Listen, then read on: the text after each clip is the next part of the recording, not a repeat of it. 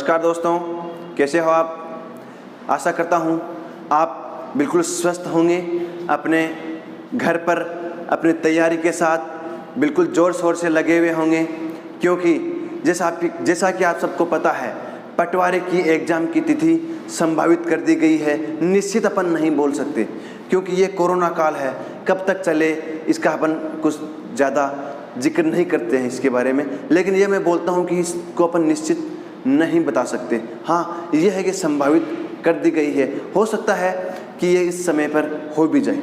लीजिए, मैं मुकेश मारवाड़ी अपन Rajasthan coaching class के यूट्यूब चैनल पर सामान्य हिंदी का अध्ययन करते हैं। दोस्तों, अपन वर्ण विचार पढ़ रहे थे और वर्ण विचार में अपन ने यहाँ तक देख लिया था कि स्वर किसे कहते हैं, व्यंजन किसे कहते हैं, यहाँ तक अपन पहुँच चुके थे। अब आज अपन पढ़ेंगे स्वरों का वर्गीकरण। स्वरों का वर्गीकरण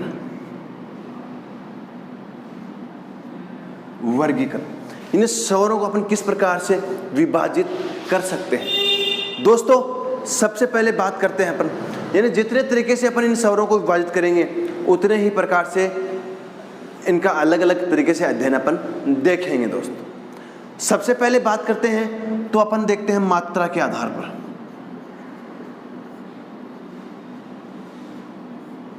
मात्रा काल के आधार पर। किसके आधार पर दोस्तों?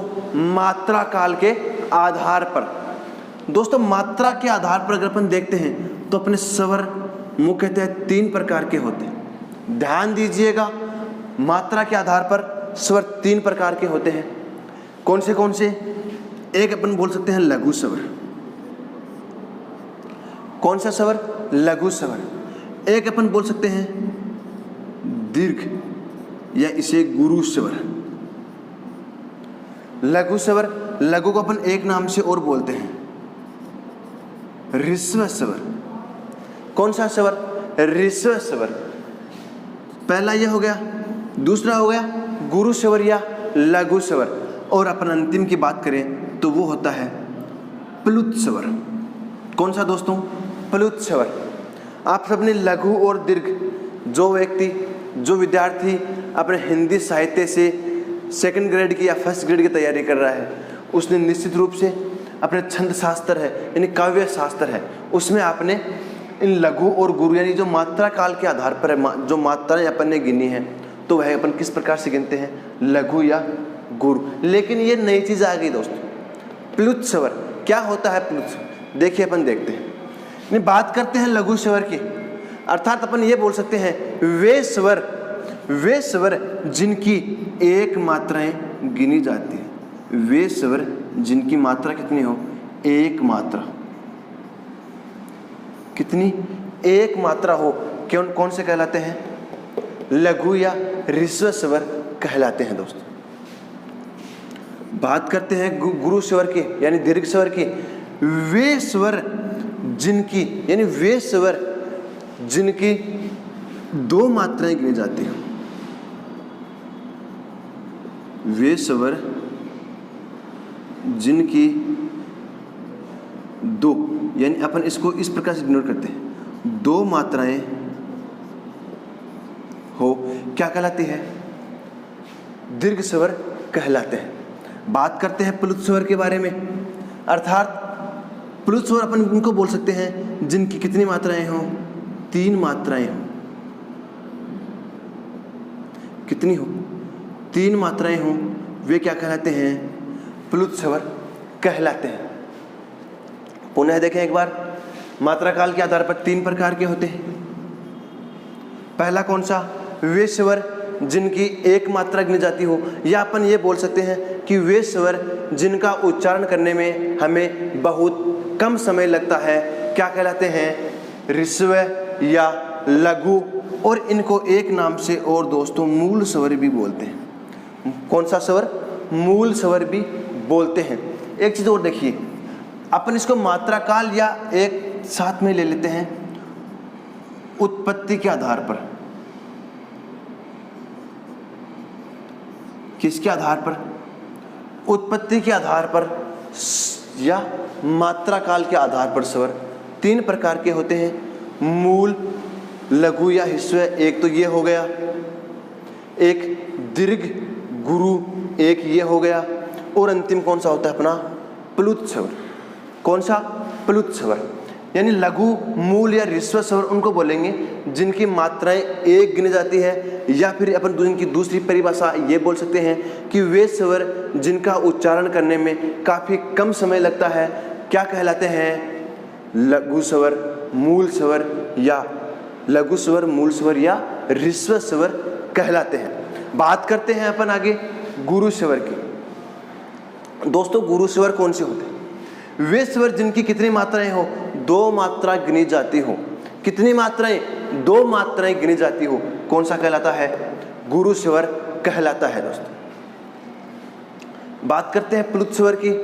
गुरु स्वर की एक परिभाषा अपन ये भी बोल सकते हैं कि वे स्वर जिनके उच्चारण में मूल स्वर या ह्रस्व स्वर या लघु स्वर की अपेक्षा ज़्यादा समय लगे, यानी उनकी तुलना में ज़्यादा समय या 2 गुना समय लगे, कौन से कहलाते हैं? गुरु स्वर या दीर्घ स्वर कहलाते हैं। बात करते हैं प्लुत स्वर की। अपन एक परिभाषा तो ये बोल सकते हैं कि वे स्वर जिनकी मात्राएं कितनी हो? 3 गिनी जाती हो। विरोधाभास देखिए, बिल्कुल मैं आपको बताऊंगा। जिनकी मात्राएं कितनी गिनी जाती हो? 3 मात्राएं गिनी जाती हो, क्या कहलाता है? प्लुत स्वर कहलाता है। या अपन इनकी परिभाषा एक ये भी बोल सकते हैं कि वे स्वर जिनका उच्चारण करने में मूल स्वर या लघु स्वर या ह्रस्व स्वर की अपेक्षा 3 गुना समय लगे, तिगुना समय लगे, क्या कहलाते हैं? प्लुत स्वर कहलाते हैं। दोस्तों बड़े ध्यान से देखिए, अपन इस चीज को बड़े उच्च स्तर तक लेकर जाएंगे, अपने अध्ययन को बिल्कुल सुदृढ़ बनाएंगे। दोस्तों आपको इस कोरोना जैसी महामारी से नहीं घबराना है, किसी भी तरीके से अपने अध्ययन को आपको जारी रखना है, अपने मन को हारने नहीं देना है। ठीक है दोस्तों, अपन बात करते हैं लघु स्वर, मूल स्वर या ह्रस्व स्वर कौन से होते हैं। एक होता है ए, जिनकी एक मात्रा गिनी जाती है, वो होता है एक तो ए, एक ई, एक उ, और एक होता है री। ए, ई, उ और री। री को मैंने गोल किया है, आगे इसका विस्तार से करेंगे अपन इसको, क्योंकि अलग भी रखेंगे थोड़ा। बात करते हैं दीर्घ स्वर, गुरु स्वर के। देखिए गुरु स्वर कितने होते हैं? आ, ई, उ, ए, आई, अ और अ। ये 7 क्या है? गुरु स्वर। क्या है? गुरु स्वर, जिनकी मात्राएं गिनी जाती है। दोस्तों काफी बार प्रश्न आ चुका है, लघु स्वर कितने होते हैं? मूल स्वर कितने होते हैं? कितने होते हैं? 4। कितने होते हैं? 4। गुरु स्वर कितने होते हैं? 7। कितने होते हैं जी? 7 होते हैं। दोस्तों बात करते हैं प्लुत स्वर की। जैसे अपन बोलते हैं कि 3 गुना समय लगे, अपन किसी चीज को आगे टेढ़ तक ले जाएं, यानी किस लंबी टेढ़ बोलें, वह क्या होता है? प्लुत स्वर होता है। जैसे अपन ने एक काफी बार बोला ओम, अपन इसकी ध्वनि को बार बार निरंतर अपने काफी लंबे समय तक इसको खींचते रहते हैं, वही कौन सा है? प्लुत स्वर है। दोस्तों ओम, एक आप शब्द आता है मैया, कौन सा? मैया। यानी इस प्रकार का जो चिन्ह आपको दिखेगा, ये इस प्रकार का सिंबल आपको अगर दिखाई देगा, इसके आगे लगा हुआ हो, तो वहां पर कौन सा स्वर होता है? कौन सा होता है दोस्तों? प्लुत स्वर होता है। एक प्रश्न जो अपने सेकंड ग्रेड एग्जाम में पूछा जा चुका है, आरएएस में पूछा जा चुका है, वो देखिए दोस्तों कि जब किसी बंद कमरे में, खाली बंद कमरे में अगर कोई व्यक्ति बोलता है और उसकी आवाज़ गूंजती है, तो वहाँ कौन सा स्वर, यानी वह कौन सी ध्वनि होती है? कौन सी ध्वनि होती है दोस्तों? प्लुत ध्वनि होती है। कौन सी ध्वनि होती है? प्लुत ध्वनि होती है। जहाँ पर गुंज की बात आ जाए, जहाँ पर गुंजायमान, यानी अपना स्वर गुंजायमान हो रहा है, वहाँ पर कौन सी ध्वनि होगी? प्लुत ध्वनि होगी। इस बात का आप खास ध्यान रखना दोस्तों, इस बात को अपने मगज में बिठा लीजिए। यानी अगर प्लुत स्वर की बात करते हैं तो कितने होते हैं? 8। ये जो सारे दीर्घ स्वर होते हैं वो सारे क्या होते हैं? प्लुत स्वर। यानी 7 तो ये हो गए, प्लस 1 कौन सा हुआ? ये वाला ए। बात देखिए दोबारा, 7 तो कौन से? क्योंकि इन सातों की ध्वनि लंबी बोली जा सकती है, इन 7 की ध्वनि को अपन लंबे टेर तक ले सकते हैं, इसलिए 7 तो ये हो गए और एक अपना ये जो ए है वो हो गया। अब आपके मन में ये प्रश्न उठ रहा होगा कि अगर जब ए को लिया तो ई को क्यों नहीं लिया, ऊ को क्यों नहीं लिया और री को क्यों नहीं लिया? देखिए दोस्तों, इस प्रश्न का निवारण मैं आपके सामने कर देता हूं। जब अपन ए की टेर करते हैं, जब अपन ए की ध्वनि को अपन आगे बढ़ाते हैं तो वह ए ही रहता है, वह ए ही रहता है। लेकिन जब अपन ई की ध्वनि को आगे बढ़ाएंगे, छोटी ई की ध्वनि को आगे बढ़ाएंगे, तो वह प्लुत बनने से पहले क्या बनेगा? दीर्घ बनेगा, यानी दीर्घ ई बन जाएगी। अगर अपन बोले लक्ष्मी तो इस अपना स्वर तो प्लुत हो गया, लेकिन जैसे मैंने बोला मैया, अपना स्वर तो प्लुत हो गया, लेकिन वह प्लुत बनने से पहले क्या बना? दीर्घ बना दोस्तों। इसीलिए अपन ये बोल सकते हैं कि अपन इन तीनों को नहीं लेते हैं। बात करते हैं संस्कृत की। जो रिट वाले विद्यार्थी हैं खास ध्यान रखें, जो एसआई वाले विद्यार्थी हैं खास ध्यान रखें। अगर संस्कृत भाषा में प्लुत स्वर की बात हो, किस भाषा में?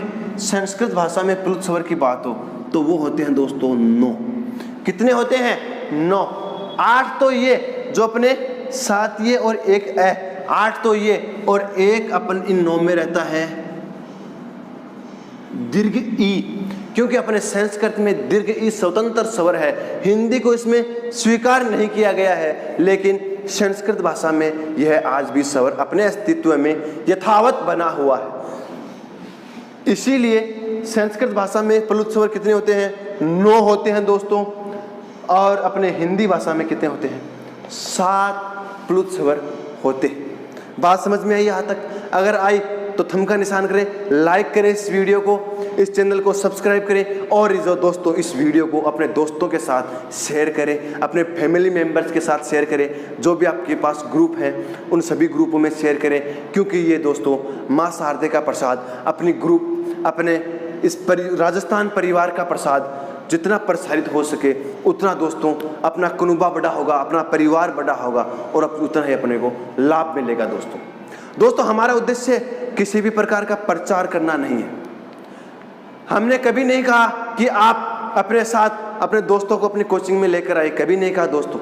अपने आज तक के जो वीडियो हैं किसी में भी आप देख लीजिए, अपने कभी नहीं कहा है कि आप हमारे या एडमिशन बढ़ाइए, ऑफलाइन क्लासों में अपने दोस्तों को लेकर आइए। नहीं दोस्तों, सिर्फ ये कहा है कि हमारी वीडियो को ज़्यादा से ज़्यादा प्रसारित करें, शेयर करें, क्योंकि दोस्तों लॉकडाउन की वजह से कोई भी विद्यार्थी कहीं भी तैयारी कर रहा होगा, उसको अपना स्टडी मटेरियल उपलब्ध नहीं हो पा रहा है।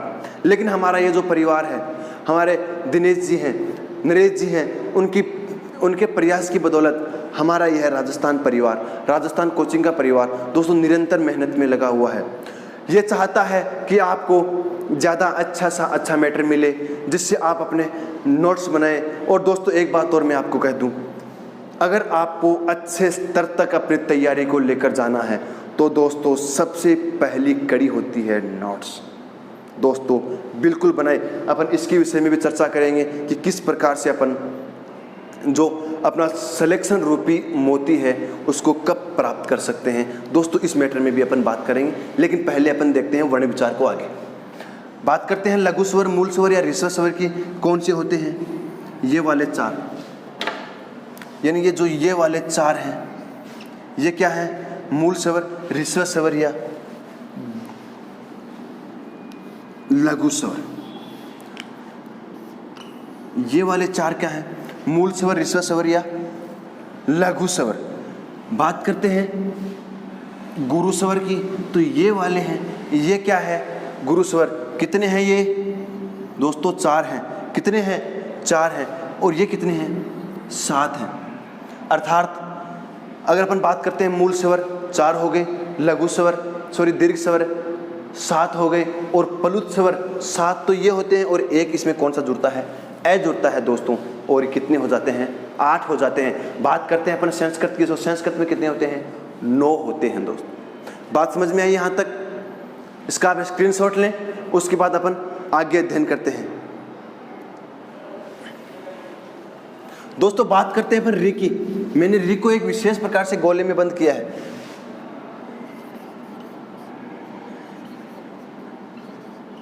ऊ और री को मैंने विशेष गोले में बंद किया था। मैंने आपको पहले भी बताया था दोस्तों, जो री है इसमें कौन सा दोष पाया जाता है, उच्चारण दोष पाया जाता है। कौन सा दोष, उच्चारण दोष पाया जाता है।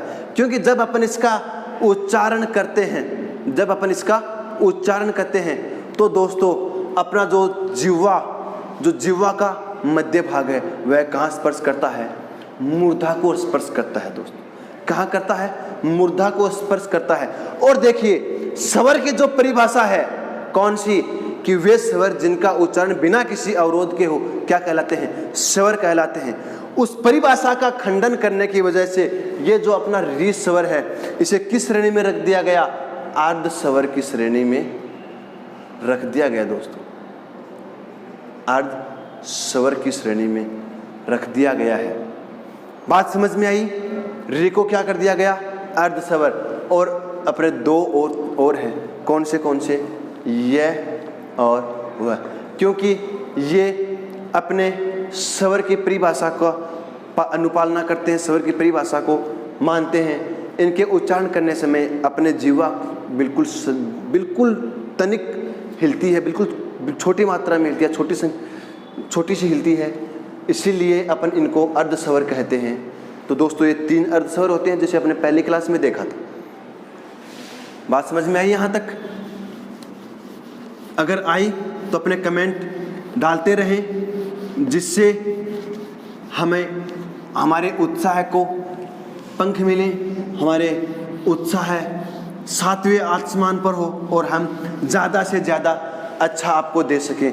दोस्तों हम मेहनत कर रहे हैं, लेकिन मेहनत आपको न करनी पड़े, इसलिए हम आपका सिर्फ एक लाइक मांग रहे हैं, एक शेयर मांग रहे हैं, सब्सक्राइब कर मांग रहे हैं। और दोस्तों अगर अपन ये फॉलो करते हैं तो दोस्तों निश्चित रूप से आप भी किसी स्वार्थ के भागी नहीं बनते हैं, क्योंकि अगर आप शेयर सब्सक्राइब नहीं करते हैं तो निश्चित रूप से आप अपने स्वार्थ को सिद्ध कर रहे हैं, हमारे मनोबल को नहीं बढ़ा रहे हैं। तो दोस्तों इसके लिए आवश्यक है कि आप शेयर करते रहें, लाइक करें, और जहां भी आपको समस्या हो कमेंट बॉक्स में अपना प्रश्न रखें, आपके प्रश्न का उत्तर जरूर मिलेगा। दोस्तों बात करते हैं अपन आगे। अपने पढ़ा मात्रा के आधार पर, अब अपन बात करते हैं जिह्वा की क्रियाशीलता के आधार पर। जिह्वा की क्रिया के आधार पर, जिह्वा की क्रिया के आधार पर स्वरों का वर्गीकरण। दोस्तों कितने प्रकार से बांट सकते हैं अपन जिह्वा की क्रिया के आधार पर। यानी अपना ये मान लो जिह्वा है, ये जिह्वा है, हालांकि लंबी काफी हो गई लेकिन होनी भी चाहिए। जिह्वा का ये है और ये अपना ऊपर वाला हिस्सा है। देखिए दोस्तों इस चित्र के हिसाब से अपन आराम से इसको पढ़ सकते हैं। इस जो अपना ये जिह्वा की क्रियाशीलता के आधार पर जो स्वर होते हैं उनको बिल्कुल आराम से समझ सकते हैं। यानी कुछ स्वर ऐसे होते हैं जिनका अपन उच्चारण करते हैं तो अपने जो जिह्वा का अग्र भाग है, आगे वाला भाग है, वह क्या करता है दोस्तों, क्रिया करता है। क्या करता है, क्रिया करता है। अपने जिह्वा का आगे वाला भाग क्रिया करता है, जिह्वा का आगे वाला भाग क्रिया करता है दोस्तों कुछ स्वरों में। ठीक है, बात करते हैं पीछे वाले भाग की। कुछ स्वर ऐसे भी होते हैं जिनमें जिह्वा का पीछे वाला भाग कार्य करता है। इसको अपन पश्च भी बोल सकते हैं, यानी पीछे, पश्च। इसको अपन अग्र भी बोल सकते हैं। और ये अपना होगा मध्य हिस्सा। यानी कुछ स्वर या एक स्वर ऐसा भी है जिसका जब अपन उच्चारण करेंगे तो जो मध्य भाग वह प्रसारित हो जाएगा, वह कौन सा हो जाएगा, यानी मध्य। अपने सिर्फ जीवा के 3 टुकड़े किए हैं, एक आगे वाला भाग, एक मध्य भाग और एक पश्च भाग यानी पीछे वाला भाग। बात समझ में आई है दोस्तों? यहां तक देखिए, जब अपन जिह्वा की क्रिया के आधार पर स्वरों का वर्गीकरण देखते हैं तो दोस्तों सबसे पहले आपको क्या करना है, अपना ए है वह मध्य में रख देना है। ए कहाँ रख दोगे आप? मध्य में रख दोगे। कहाँ पर रख दोगे? मध्य में रख दोगे। कौन सा स्वर? ए। ए स्वर अपन ने मध्य में रख दिया। अब अपन जिस प्रकार से लिखते हैं उस प्रकार से लिखते जाओ, कोई टेंशन नहीं अपने। ए के बाद क्या आया? आ। क्या आया? आ आया। आ के बाद इधर आ जाओ, क्योंकि देखो एक बात बताऊं आपको, ए आ, ई ई, उ उ, री ए आई, आ और औ, ये अपने 11 स्वर होते हैं। अपने ए को मध्य में ले लिया, क्योंकि मध्य में क्यों लिया? क्योंकि ये अपने अपना पहला स्वर है, मूल स्वर है, लघु स्वर है, छोटा स्वर है, जिसकी कोई मात्रा नहीं होती, जिसकी कोई मात्रा नहीं होती। और दोस्तों अपने घर में जो छोटा होता है उसे अपन कहाँ लिखते हैं? बीच में लिखते हैं। कहाँ लिखते हैं दोस्तों? यानी कहाँ रखते हैं? वह सब अपने परिवार के सदस्यों के मध्य में रहता है। जो सबसे छोटा होता है वह सबका दुलारा होता है, सबका प्यारा होता है, इसलिए सब उसे कहाँ रखते हैं? मध्य में रखते हैं। मान लो यह भी अपना एक परिवार है और ये 11 इसके सदस्य हैं, और ये जो ए है वह सबसे छोटा बच्चा है। इससे कहाँ पर आ गया? ये परिवार के मध्य में आ गया। कहाँ आ गया? परिवार के मध्य में। जब परिवार के मध्य में ए आ गया तो दोस्तों ए के बाद कौन सा आता है? आ आता है। क्यों? क्योंकि इसके बिल्कुल सेम शक्ल वाला, यानी इसकी जैसी शक्ल वाला ये आ है, इसके साथ में इसके आगे ये लिख दिया। अब देखिए दोस्तों, आपको जो जोड़े हैं उस हिसाब से लिखने हैं। आ यहाँ पर लिख दिया आपने। अब आ के बाद इधर आ जाओ, यानी ई यहाँ पर आ गया। इसको तो मध्य में सिर्फ यही रखना है, आगे क्या जाएगा? ऊ यहाँ पर आ गया। जिसकी शक्ल भिन्न है उसको छोड़ दो एक बार। बाद में ए इधर आ गया, ए आई इधर आ गया, और औ इधर आ गया। अ और औ, ओ और औ, ये दोस्तों इधर आ गया। बच गया कौन सा? री, वहां पर आ गया। देखिए अपन इसको एक तरीके से ये भी देख सकते हैं, 5 यहाँ पर आ गए तो यहाँ पर कितने आने चाहिए? 5 आने चाहिए, यानी एक कौन सा बचा? री। इसको अपन यहाँ पर लिख देंगे। दोस्तों दोबारा देखिए, ए को मध्य में, यानी मध्य स्वर कौन सा हो गया? ए। उसके बाद आ गया पश्च स्वर में। बाद में अपन बात करते हैं ई की, तो वह आ गया अग्र स्वर में। दोबारा आ गया ऊ है पश्च स्वर में। उसके बाद फिर इधर आ जाएंगे, ए आई इधर आ गया और ओ औ उधर आ गया। बच गया री, वह अपना यहाँ पर लिख दिया। अगर मान लो ये भी तरीका आपको नहीं याद रहता है तो मैंने आपको ऑफलाइन क्लासों में एक छोटी सी लाइन लिखाई है दोस्तों। क्या? अगर मान लो कोई अध्यापक किसी क्लास, भरी हुई क्लास में क्या बोलता है? ए। क्या बोलता है? ए। अध्यापक कहाँ खड़ा हुआ है? आगे खड़ा हुआ है दोस्तों। यानी अपन ये बोल सकते हैं आगे से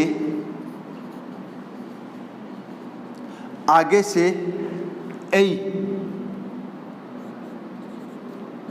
आगे से ए। जब अध्यापक ने ए बोला तो जो पीछे, जो बीच में बच्चा बैठा हुआ था वह अचानक चौंका, और जब अचानक चौंकते हैं तो बिल्कुल अपन ध्यान अपना भंग होता है, यानी अपन किसी अलग कार्य में लगे हुए होते हैं और उससे बिल्कुल सडन अपन निकलते हैं, तो अचानक किसी काम से अपन बाहर आ गए, यानी अब मध्य से क्या हो जाएगा? ए।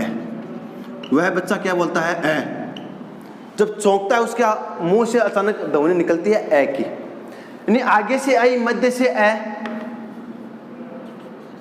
मध्य से ए। और पीछे वाला क्या बोलता है? आऊं। आगे से आई, मध्य से ए, और पीछे से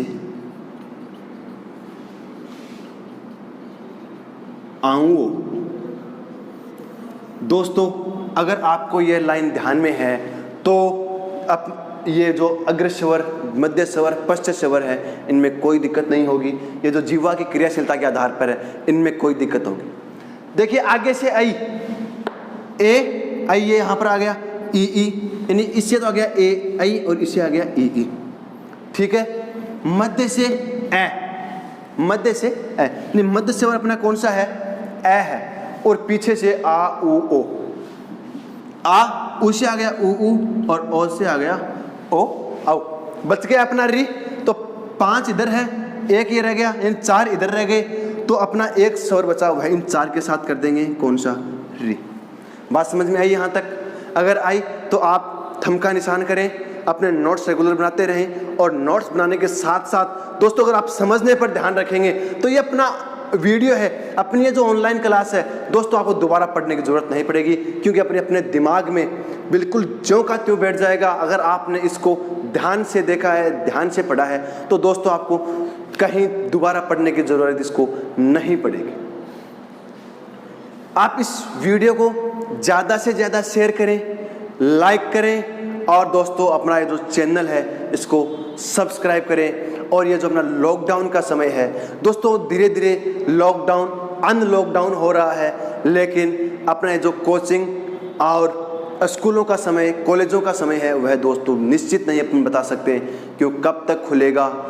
इसलिए आपको रेगुलर निरंतर रूप से अपने अध्ययन को सुचारू रखना है, क्योंकि दोस्तों मैंने आपको बताया पटवारी की एग्जाम की तिथि निश्चित हो चुकी है, और बाकी की जो एग्जाम है उनका भी अपन बता नहीं सकते। जैसे ही लॉकडाउन हटेगा रिट के फॉर्म आएंगे और कॉलेज लेक्चर के फॉर्म आएंगे।